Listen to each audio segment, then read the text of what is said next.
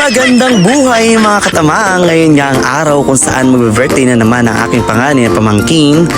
Kaya ngayon, tara samahan niyo ako sa aking kabaliwan at paghanda para i-celebrate ang birthday ng aking pamangkin. Kaya kung tamang tao ka, para sa'yo ang video na ito. Ngayon nga ang araw ng kaarawan ng aking pamangkin. Excited naman ako dahil marami na naman akong kakainin. Kaya hapon pa lang mga katamang ay inaya ko na ang aking pinsan para mamili ng mga gagamitin. Nagmotor nga kami mga katamang papuntang San Jose Bayan. Malaking bagay talaga mga katamang ang may motor. Nagagawa mong pumunta kahit saan. Ang pangalan nga pala ng motor ko mga katamang ay Lexi. Sobrang tagal na nga nito kasi ganyan ako mag-alaga. Ako lang ba o kayo din mga katamang na excited sa tuwing may mga ganap sa ating mga bahay? Hindi ko din alam mga katamang kasi kahit sobrang nakakapagod siya dahil ikaw na nga ang mamimili, ikaw na nga ang magluluto at ikaw pa rin ang magliligpit. Pero sulit di ba? Kasi may mga taong napapasaya tayo. Paraan na rin ito para makapagsama-sama at makapag-bonding kaming lahat. Sa mga oras na ito, andito na nga kami ng pinsan ko sa Simple City. Simplicity? Basta grocery kung ano man basa dyan. Andito kami para mamili ng mga gagamitin sa pagluluto. Kumuha na nga pala ako dyan ng cart para madali namin malagay yung aming bibilhin. Sa mga oras na nga ito, habang naglalakad kami at naghahanap ng mga bibilin, ay may naamoy ako. Tawang-tawa kami niyan kasi hindi ko ma-imagine yung amoy. Kasi para siyang tae na ewan. Habang pumipiling ako ng pastang spaghetti, hindi ko pa rin mapigilang di tumawa. Baho! Grabe talaga ang amoy kaya hindi ko talaga siya matiis. Kahit yung pinsan ko, tawang-tawa sa pinagagawa namin. Sobrang baho talaga. Nang matapos nga kaming mamili at amuyin yung napakabaho na yun, pumunta na kami sa cashier para magbayad ng aming binili. Natulala na lang talaga sa sobrang baho. Yan, dali-dali ko namang binuhat ang pinamili papunta sa aming motor para naman pumunta sa kabilang tindahan. At andito na nga kami ng aking pinsan at manggugulo ulit kami sa bagong tindahan. So ayan, naghanap kami ng mantel na ilalagay sa lamesa. At bumili rin kami ng mga kortina pang design.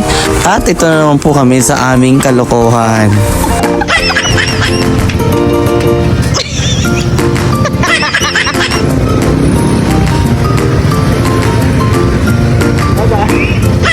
Samahan kita, may kukunin lang tayo. Yung kukunin!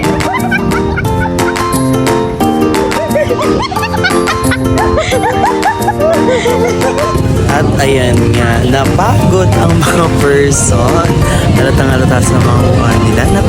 Napagod sila. Tingnan mo yung pinsan ko. Patigla-tigla ko. At sumapit na nga yung araw ng kaarawan ng aking panganay na pamangkin. So, maaga akong gumising para pumunta sa Goldilocks para mag-order ng cake. Hindi ng tinapay, cake talaga. Ayan nga mga katamang, yung mga design ng cake at ang napili namin, ayun o, yung malaki, yan, yung caramel. Ayan, at nagbayad na ako at sinulat ko na yung dedication ko para sa pamangkin ko. At pag uwi ko nga mga katamang, naabutan ko ang aking mga pinsan na naghihiwa ng mga ricado na gagamitin sa pagluto ng mga ulam.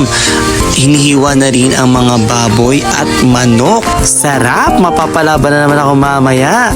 At sinisimulan na rin pala ang ikuti ng aming lechong baboy. At ang nagluluto niyan ay si Jomar, ang aming pinsan na sobrang sipag. Shoutout sa iyo, Jomar, aka Baldo. Dahil abala na nga mga katamang ang lahat, ako naman ay nagsimula ng mag-design or maglagay ng decoration para gagamitin mamaya sa kanyang kaarawan. So ayan nga pala yung mga binili ko kagabi. Bumili lang ako mga katamang ng full curtain, word na happy birthday, and balloons. So 11 years old na pala ang aking pamangkin mga katamang. Parang kailan lang mga katamang na kinakargar pa namin ang pamangkin namin pero ngayon binata na siya. Sobrang bilis talaga ng panahon mga katamang. At natapos na nga ako sa pagde-design or paglalagay ng decoration at ayan ang aking finished product. So ayan po ang nagawa kong design. Happy 11th birthday sa aking pamangkin na si Joshua Bercasio.